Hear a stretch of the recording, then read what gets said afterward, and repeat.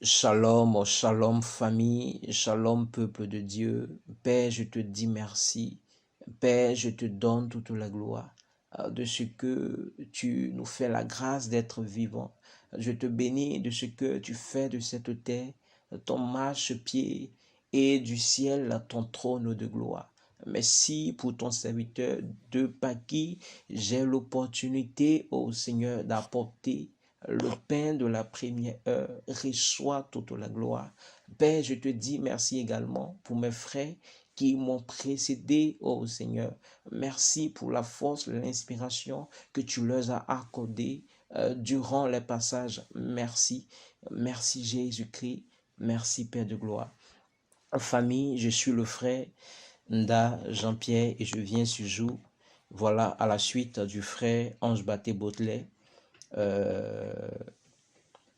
donner, voilà, l'enseignement du jour, toujours sur le thème qui s'intitule les caractéristiques de la saine doctrine du Christ. Et déjà pour la première semaine, le frère Ange a eu à nous enseigner sur pas mal de sous-thèmes. Voilà, le lundi 14 mars, le frère a eu à nous enseigner sur le sous-thème qui est clarifiant ensemble la notion de saine doctrine du Christ. Et le mardi, il nous a enseigné sur le sous-thème qui est trois racines fondamentales de la saine doctrine de Christ. Et le mercredi, nous avons eu pour sous-thème les remarquables fruits de la saine doctrine du Christ, première partie. Et le jeudi, nous avons eu la seconde partie qui est les remarquables fruits de la saine doctrine de Christ. Et le vendredi, nous avons eu le but ultime de la proclamation de la saine doctrine de Christ. Et le samedi, nous avons eu les dangers qu'on évite lorsqu'on demeure attaché à la saine doctrine du Christ. Frères et sœurs, ces enseignements ont été tellement bénissants pour nous. Alors, je nous invite encore à retourner à elles si nous ressentons le besoin. Et ces enseignements sont disponibles sur notre plateforme Priorité à l'Évangile sur YouTube et sur Facebook. Alors, nous pouvons tout simplement y retourner pour être encore bénis davantage. Alors, avant de continuer, permettez-moi de me recommander à la grâce de celui-là même par qui nous pouvons tout. Ô Père Esprit Saint, viens et conduis-moi, viens et assiste-moi, comme tu l'as fait avec ton serviteur Jérémie. Tu as mis tes paroles sur ses lèvres afin qu'il les annonce à ton peuple. Viens y faire de même avec moi ce jour et même tout au long de cette semaine, car j'en ai besoin. C'est ton œuvre, alors tu sais ce qu'il convient de dire à chacun. Alors viens, comme tu l'as fait avec Jérémie, viens et conduis-moi, car ta parole déclare que tu es le même. Oui, Père, tu n'as pas changé.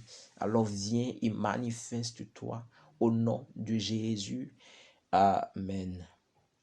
Alors déjà pour ce lundi 21 mars, nous aurons pour sous-thème trois choses que condamne la saine doctrine du Christ. Alors l'une des choses que condamne la saine doctrine du Christ, alors en premier point nous avons l'orgueil. Voilà, et nous allons aller à travers Jérémie 13, 15 pour connaître, voilà, ce que Dieu dit à propos de l'orgueil. La Bible dit, écoutez et prêtez l'oreille, ne soyez point orgueilleux, car l'Éternel parle. Amen. Alors, qui sont ceux-là même qui sont considérés comme les orgueilleux? Les orgueilleux, selon Dieu, ce sont ceux-là qui n'écoutent pas, ceux-là qui ne prêtent pas oreille aux enseignements. Quand on lit la Bible, par exemple, Dieu nous parle. Et quand même on écoute un enseignement, Dieu nous parle. Et dans la doctrine du Christ, il faut que nous prêtions oreille, car ce que ce que Jésus nous enseigne nous vient tout droit de Dieu. Alors nous devons comment on dit ça, nous disposer. Jésus-Christ exige que nous prêtions l'oreille parce que tout ce qu'il dit, comme je l'ai dit tout à l'heure, vient de Dieu. La Bible nous dit quoi? Que Jésus lui-même est le Verbe fait chair. Alors frères et sœurs, disposons-nous et écoutons la parole du Christ qui vient pour nous transformer, qui vient pour nous rendre agréables et parfaits aux yeux de notre Papa. La Bible dit encore dans 1 Pierre 5 au verset 5, la Bible dit, de même, vous qui êtes jeunes, soyez soumis aux anciens et tout, dans vos rapports mutuels, revêtez-vous d'humilité, car Dieu résiste aux orgueilleux, mais il fait grâce aux humbles. Alors, qu'est-ce que c'est que l'humilité? L'humilité, tout simplement, consiste à se soumettre aux anciens, à nos aînés dans la foi, à nos responsables dans cette famille, à nos responsables, voilà, tout court. Et aussi, c'est le fait de nous respecter, voilà, mutuellement.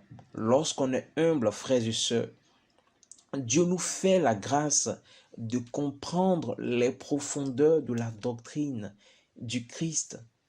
L'orgueil empêche d'accéder aux grâces et aux trésors de Dieu. Et en cela, Luc 10, 21 nous dit, ce moment même, Jésus tressaillit de joie par le Saint-Esprit et il dit, je te loue, Père, Seigneur, du ciel et de la terre, de ce que tu as caché ces choses aux sages et aux intelligents, de ce que tu les as révélées aux enfants. Oui, Père, je te loue de ce que tu l'as voulu ainsi. Et Matthieu 18, verset 4 nous dit encore, c'est pourquoi quiconque se rendra humble comme ce petit enfant sera le plus grand dans le royaume des cieux. Alors, à travers ces différents textes, nous voyons encore un exemple d'humilité que Jésus nous donne. C'est l'attitude des petits enfants. Dieu cache les meilleures choses aux orgueilleux et il les révèle à tous ceux qui se font humbles comme les enfants.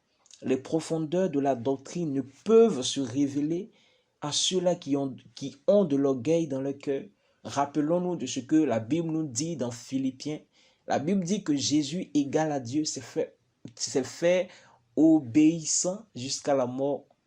Et c'est par la suite que Jésus lui-même a été souverainement élevé. Amen. Et voici un peu tout ce que nous pouvons dire, voilà, de l'orgueil. Et en second lieu, nous avons quoi? La cupidité. Alors, nous allons aller à travers Tite 1, 9, 11 pour comprendre un peu qu'est-ce que c'est que la cupidité.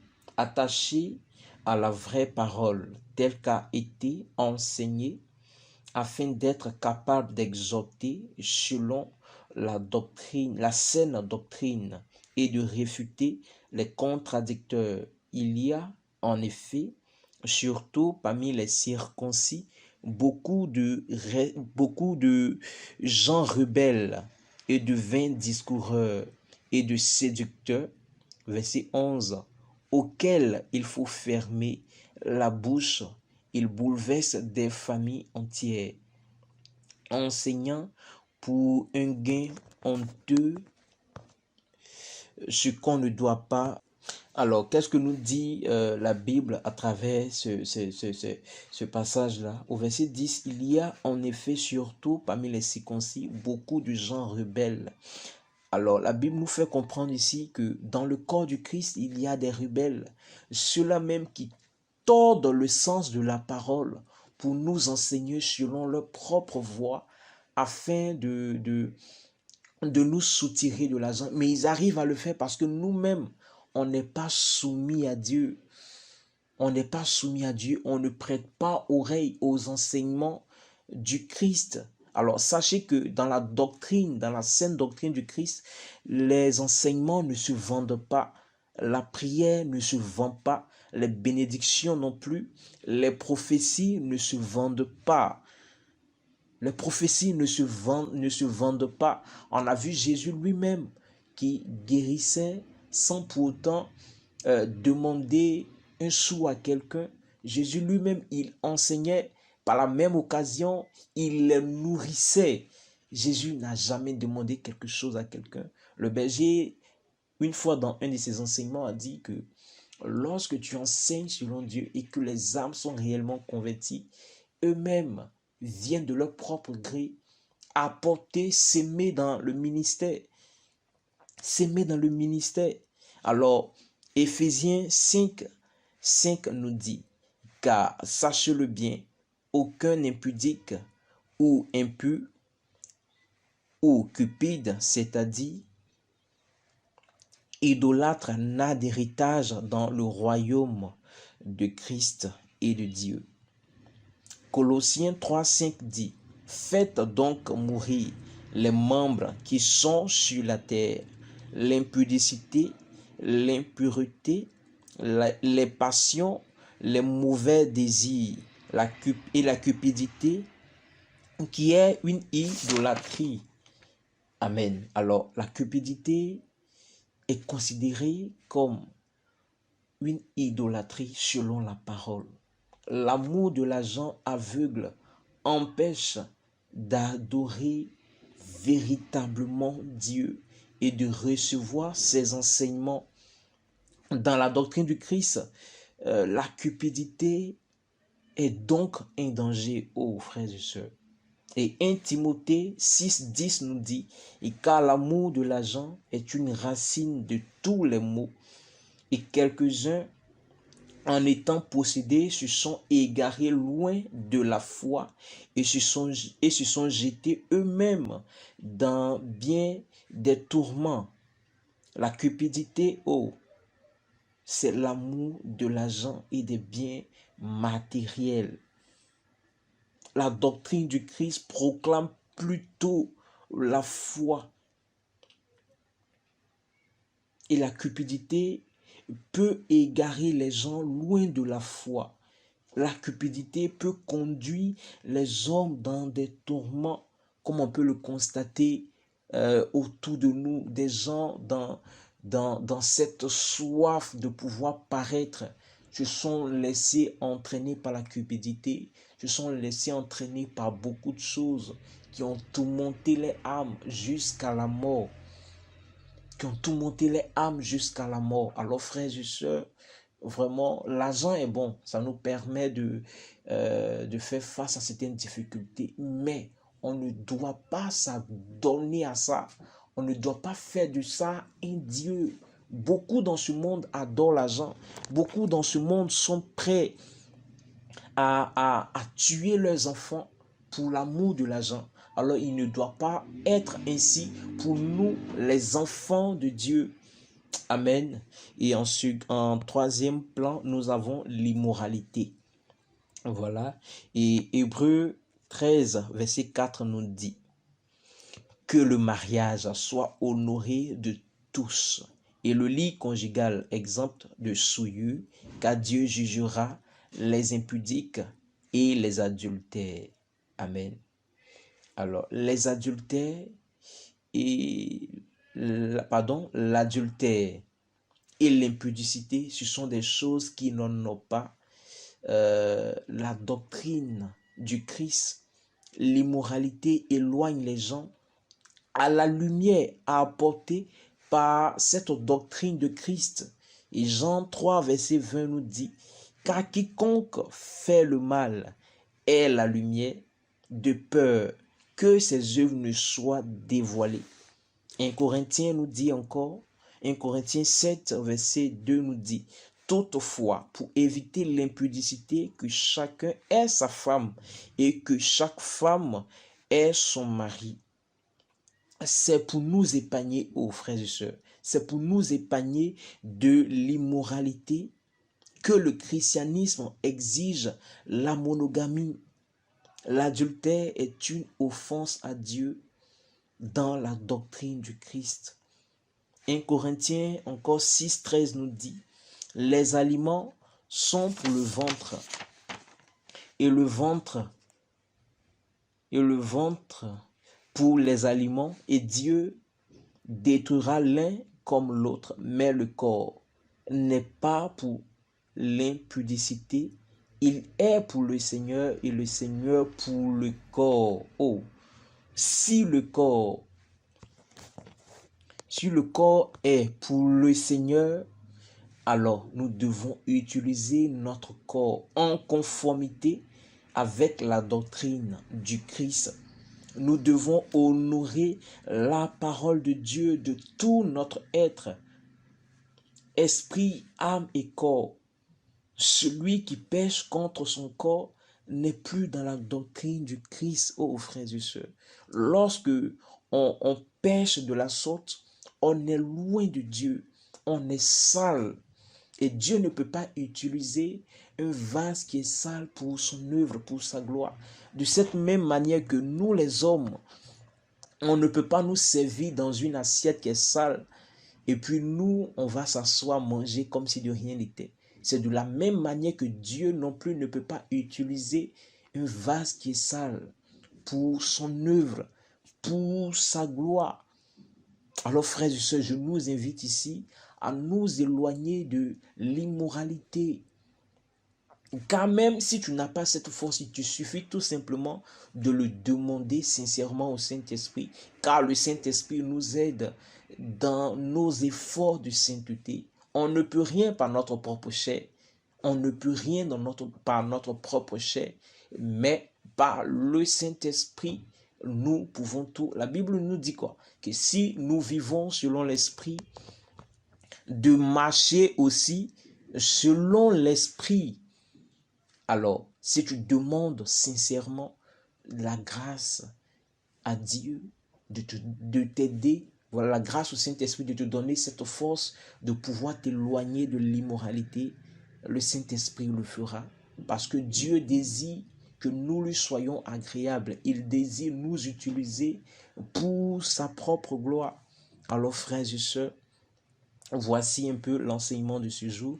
Et je retiens trois choses, voilà, fondamentales à travers ces enseignements. Nous devons nous éloigner, voilà, de l'orgueil. Nous devons nous revêtir de l'humilité. Nous devons nous éloigner de la cupidité qui est une idolâtrie. Et nous devons également nous éloigner de l'immoralité qui est une offense à Dieu, voilà, qui nous éloigne de la grâce et des faveurs, qui nous fait même des portes. Alors frères et sœurs, voici l'enseignement du jour. Je prie par la même occasion que le Saint-Esprit qui a le pouvoir d'affermir nous donne la force d'écouter ces enseignements, de prêter oreille, de saisir la profondeur de cet enseignement, de le mettre en pratique, afin que le nom de Jésus soit glorifié à travers nos vies. Shalom, shalom, que Dieu nous bénisse.